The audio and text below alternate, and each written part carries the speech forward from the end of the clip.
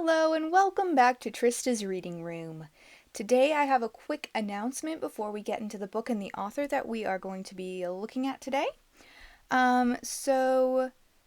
Previously Trista's Reading Room has been for clean reads ages 0 to 15, but we are expanding to clean reads for all ages. So if you want to see what age range the book is going to be for before you watch the video, at the end of every video I post what we're going to look at next, the book, who it's by, and then I also add the age range as well. And you can go to our website and I'm going to have tabs for different age ranges that you can click on to find the books that we featured. And you'll also be able to find the YouTube video link listed with those books so that you can go and watch the video on YouTube as well. Today we are looking at The Girl with Stars in Her Eyes by Dawn Ford. This was published on April 12th, 2022. 18-year-old servant girl Tambrin is haunted by more than her unusual silver hair and the star-shaped pupils in her eyes. Her uncontrollable ability to call objects leads the wolves who savagely murdered her mother right to her door. When she's fired and outcast during a snowstorm, her carriage wrecks and she's forced to find refuge in an abandoned cottage. There, her life is upended when the magpie who stalked her for 10 years transforms into a man, Lucas. He's her watcher, and they're from a different kingdom. His job is to keep her safe from her father, an evil mage, who wants to steal her abilities, turn her into one of his undead beasts, and become immortal himself. Can they make it to the magical passageway and get to their home kingdom in time for Tambrin to thwart her father's malicious plans? Or will Tambrin's unique magic doom them all? This is the first book in the Firebird series, and there are 2 currently available. This book is for ages 12 to 18, and there's not much for content warning except that the main character loses her mother. It's off-page and before the story. There is some violence, and there is a sweet romance with nothing more than kissing. You can find the paperback and ebook at Amazon, and only the ebook at Barnes & Noble. Dawn lives in Iowa among the beautiful Loess Hills with her husband and wonder beagle, Snickers. She has 3 grown sons. The youngest is a college senior. She and her husband own and operate a corporate food service business, and they do catering on the side. She loves thrift shopping, antiques, and steampunk. In 2023, she published the 2nd book in the Firebird series, The Girl with Fire in Her Veins, and a middle-grade fantasy titled Wooden Cloak. Fantasy has always been a great love of hers. She has always seen stories in everyday items and spent most of her childhood daydreaming. She writes stories that she would have loved to have read when she was a child or teen, but that she couldn't find at the time. She believes there's a great need for clean fiction for children and teens. This is what she says is the inspiration for her book. The idea came to her one afternoon with a picture in her head of a poor servant girl who had been dismissed and lamented her ability of telekinesis as a curse. Each time she got upset, her ability spun out of control and always got her in trouble. What Dawn initially wanted to bring alive in the story was the fact that sometimes we don't see our strengths for the blessings that they are. We look at others and think they are more talented, smarter, more beautiful than we are. She wanted to bring a hero into life who had everything going against her, but she would ultimately come out on top and be stronger for it. You can find Dawn on Facebook, on Amazon, and on her website, and those links will also be uploaded to our website. Chapter 1. A brisk autumn wind pushes against the heavy manor door when I step outside for midday chores. The sky is stony and overcast, promising a coming storm. Face to the sky, I smile slightly. I take a deep, crisp breath of the chilled air. I've been here less than a week, but with 1 month left until my birth date, I can almost taste the freedom it brings. No more winter shackled to a wooden pole, awaiting my next assignment, or grueling hours of thankless servitude. The end of my indentureship is near. At least I'll be free, and able to search for my father. Wind whips my face and my hood slips. I hurriedly clutch it, to hide my hair that I'd pulled in a tight bun. I didn't have a chance to rub more coal dust in it this morn, to darken the silver tresses. Little Nellie, the newest maid, steps through after me, glancing at the forest that lies beyond the boundary of the Broodmore estate. Tambrin, is it true the forest is haunted? Her eyes widen like brown saucers as she runs to stay behind me as we head to the barnyard. My joy disappears like dried leaves darting about in the wind, and I press my lips together. Who told you that nonsense? I couldn't tell her the truth. The forest isn't haunted. I am. Haunted from my past and my curse. One only needs a glance at my eyes or hair to know I'm different. However, I've been careful to keep the hood over my head and not be noticed by most of the staff since arriving the past week. For once, I'm thankful that scullery maids secure little attention. Only Cook and Mrs. Calvin have seen me without my covering. Cows bawl in the barn next to the chicken coop as we walk up to it. The wooden latch on the door always sticks, and a humming sensation that starts in my gut answers my unspoken call. The bolt releases as if well fitted instead of wedged too tight. It's just a little nudge, not enough pull that Nellie would notice, and not enough to sap my strength. Recently, I'd learned how to call objects with more control, so the wood flips loose easily. Though there's a spark of blue static that travels between my hand and the door handle. I shake my fingers to get rid of the sting, confused. Though I haven't always been able to restrain it, calling has never bitten me back before. Hens squawk and dart about, kicking up dirt as we enter, tossing dusty clouds in the air. Nellie's clasped hands are red and chapped from scrubbing the hearth earlier this morn. Knowing she's a recent orphan, my heart twinges at her fate. I was the tender age of 8, Nellie's age now, when Mother died and I first became indentured. It had taken me the 10 years since, moving from place to place, to become tough enough to survive. I consider what to tell Nellie. Glancing at the trees, I shiver, but not from the cold. Nellie, there's nothing haunting that forest. Whoever told you that wants to scare you so you don't try running away. She looks up at me, her face alight with a trust only seen in the young and naive. I'm heartened when she doesn't flinch as she looks into my eyes. Something even adults cannot manage. Mother lovingly said I have stars in my eyes, as if my star-shaped pupils were magical. But then she'd been brutally murdered by wolves, and I realized Mother was the only one who thought my eyes and hair were acceptable. If only everyone could be as innocent and non-judgmental as Nellie. I touch her shoulder, longing to protect her as I had not been. You'll learn soon enough the tricks that used to keep us obedient. I leave her to gather eggs so I can get the grain and water. A high-pitched wolf howl from the forest startles me. A flock of birds in the trees along the forest's edge explodes into the sky. Tambrin, danger! A voice inside my mind calls out. I haven't heard that voice in a long time, and it's as shocking as the howl. It's familiar to me as my own voice, and snippets of visions flit through my mind of a young, handsome man with dark eyes and dark hair. Could it be my father? I have no real recollections of him, but who else would I recall but him? He's definitely not any of my previous employers.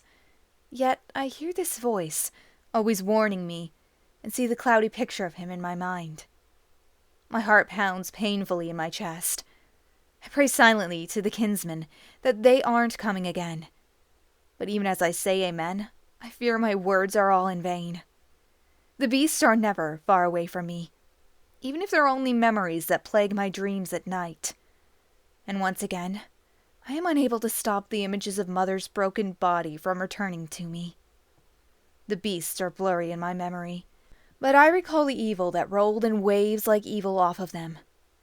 I'm shaking as I press the memories back inside the darkest recesses of my mind. I clasp the hooded shawl tighter as I walk beyond the barn to the well house. There's no movement, no menacing shadows, no monsters hunting me. I struggle to calm my breathing. I can't let fear affect me as it always leads to my undoing. And here there are too many eyes watching at every turn, especially Cook's favorite snoop, Adela. I shake my head, trying to dispel the emotions churning inside of me. The rope scratches my calloused hands as I send the bucket down the stone well, and wait for it to sink and gather a full load of water. It's heavy as I unlatch it from the rope, but luckily, I only have one to carry instead of the 3 like my last employer's home, which had required more than one trip. Another barking howl rings through the trees. "Danger is coming!" The masculine voice is closer this time, desperate, and sounds almost as if he stands over my shoulder. I stagger. Water sloshes over the bucket, soaking through my thin stockings. It pools inside my worn leather shoes. Cows' muted bawls filter through the barn as they hear and sense the predators. My chest tightens with an old, familiar fear. I can't let it cripple me again, not when I'm so close to being free. "Stop it," I whisper over and over, hands and eyes clenched tight until I regain my bearings. Finally, the voice recedes and is gone. I hasten to another shed to gather the cracked corn and millet. My gaze darts about to keep watch for any threat, and I end up spilling the grain in the dirt. Not wanting to be chastised for waste, I quickly scoop up the feed and dirt with my hands into the bucket, wiping my gritty, damp hands down my stained apron. I've eaten worse, and the chickens won't notice. When I return, I find Nellie on the coop floor, sobbing. Her egg basket lies askew against the wire fence, with several eggs broken and oozing on the dusty ground. "Good heavens, Nellie! What happened?" "A magpie scared the chickens, and one flew at me," Nellie hiccups. "I couldn't open the door, and I dropped the basket trying to." I glanced at the shadows that seemed to move along the forest line. Hair on my arms prickles against the wool sleeves of my dress, and I fight the dread that creeps into my soul. Fear or anger causes me to lose control of my cursed ability to call things, and when that happens, someone always gets hurt.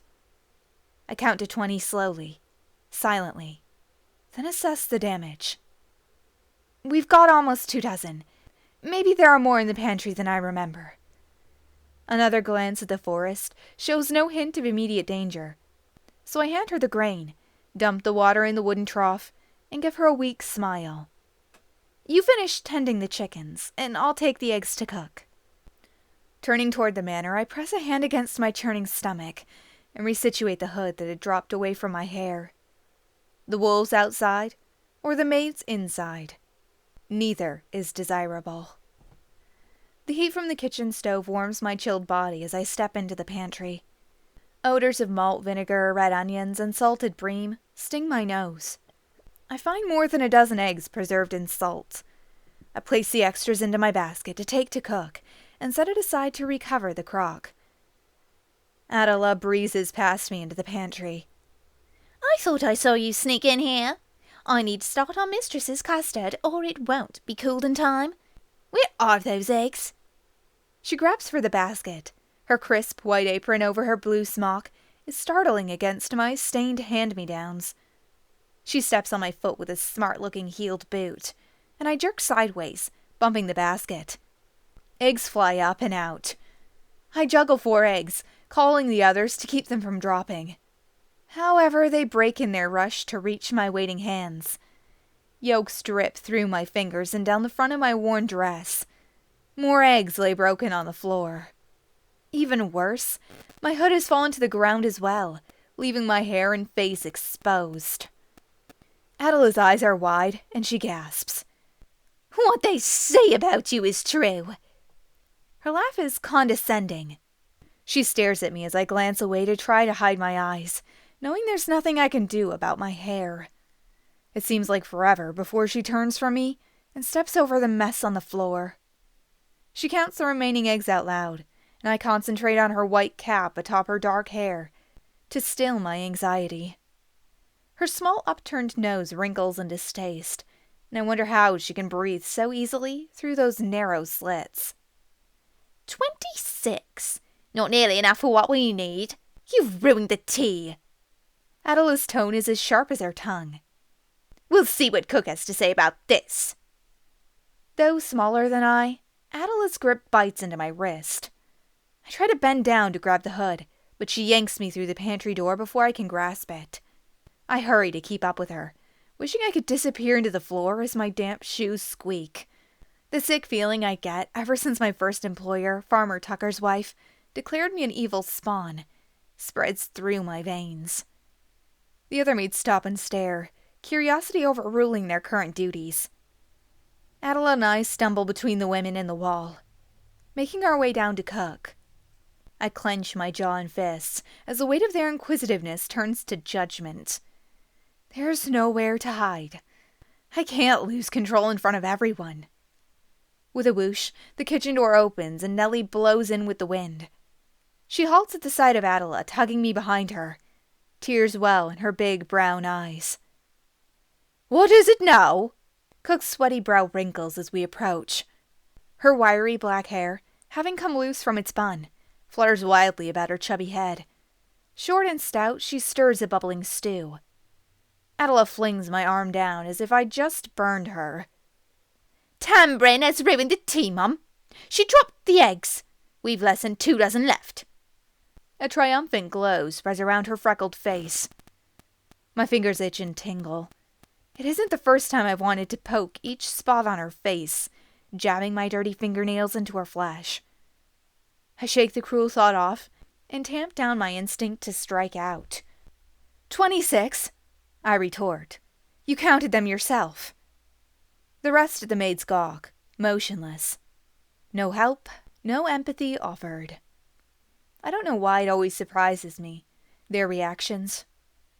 My scalp stings from the effort to keep my distress under control. Again, I inhale a deep breath and exhale slowly, trying to work through the anger and shame spinning circles in my stomach. Cook pounds her fist against the butcher table, and the girls, plucking peacocks, scatter. Downy feathers scurry through the air. 26 or not, it won't do. She wipes her hands on the stained apron tied across her rotund waist and flinches when she looks me square in the eyes. "I told Mistress Broodmore not to take you on, cheap though you come. Don't think I didn't hear the talk. Strange things happen around you. Just look at you." Cook waves a chubby hand at me. "I knew it wouldn't be long before your wickedness reflected upon me, and I refuse to be the one punished for it. If it were up to me, you'd be in a workhouse where you belong." Icy fingers of anxiety steal the heat from my face. I'm neither criminal nor infirm. Nor am I evil, but I don't say that for fear of being struck. I twist my dress with my fingers. My wrist aches and bears marks from where Adela grabbed me. My gut buzzes. Once again, I'm thankful no one else can feel the power that rests inside me. However, pots hanging from the rafters clank together, and utensils on the table rattle. The maids' voices around the room rise in alarm. I'm losing control. Saying a silent prayer to the kinsman, I dig my fingernails into my palms to remain focused. Your pardon, but they were only eggs. Cook scowls. "You insolent, stupid girl." She spins and throws me back against the sturdy block table. Her reddened cheeks puff out with every heaving breath she takes. To focus, I stare at the mole on the side of her face.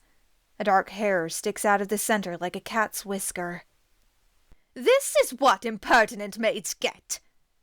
She flips the metal arm holding the kettle over the flames outward. The stew splashes and sizzles down the side of the black pot. Cook yanks me away from the table and thrusts my hand over the bubbling contents. I clench my fingers together, but the steam still blanches my skin. In a flash, I call out with my mind. It's instinct. I can't stop it. My eyes burn and I blink. White light explodes behind my eyelids. A butcher knife from the table sails through the steaming air. Cook's eyes bulge as the knife flies past and thuds deep in the wall behind her. Blood drips down the side of her face where the hairy mole once was. As soon as the power inside me is released, I sag back against the table for support and to catch my breath. My hands glow with a bluish light. I shove them behind my body. I don't have time to wonder about the radiance, though, as the kitchen breaks out in riotous chaos. Cook's screams join with the other maids. She points a shaking finger at me. Her eyes! They lit up like fire. She's a witch! The door to the kitchen opens and slams against the wall. The head housekeeper, Mrs. Calvin, enters the room. She's imposing, and her face is flushed with anger at having been interrupted by the noise. "What's going on in here?" Cook continues to sputter and point. There, Tambrin. Her eyes flashed and... She stutters, but then takes a deep breath. "Look at what she did to me. I told you she was dangerous. Do you believe me now?" I brace myself and struggle to stand at attention, while my hands laid on a warm peacock carcass. The knots inside my stomach tighten. I didn't, Miss Calvin. She was going to stick my hand in the pot and... Adela's grin turns from wicked to innocent in the blink of an eye. She rushes to Cook's side. "I saw it. She threw that knife at poor Cook." Mrs. Calvin picks up a cloth and with smooth strides is beside Cook in a moment. She presses the cloth to the wound with a steady hand, before directing an eager Adela to hold it in place.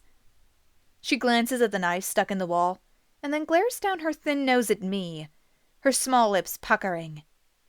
"You were warned when you came here about your behavior, Tambrin. You're dismissed. Go to your room and pack. Since we're all busy with guests until this eve, you will wait to be collected and sent to the stocks as soon as someone's available to take you. Do not leave your room." "The stocks? But I've committed no crime." Tears blur my sight as my stomach does furious flip-flops. "Please, mistress." "No crime. You attacked Cook." Miss Calvin points toward the stairs leading up to the servants' quarters, her head turned away from me. "Go, now. And don't even think about running. If I find you missing, we'll send the hounds." I stiffen at the threat. Hellhounds, as they're dubbed, are trained to kill by scent, and are used for hunting as well as tracking down anyone who tries to escape from their indentureship. The animals are known to be vicious, and often bring back the escapee in pieces. The maids' faces are filled with a mixture of horror and mirth, but no one dares move. I run past them all, catching the stricken look on Nellie's face. I try to smile at her in encouragement, but fear it comes out as a grimace. Her pain and fear only add to mine. I glance at the forest through a tall window as I hasten up the stairway, already feeling the cold shackles against my skin again. A magpie sits on the ledge, watching me. Its eyes are familiar, and I'm overwhelmed by fear. The bird's presence is a harbinger of the beasts. Neither is a good omen.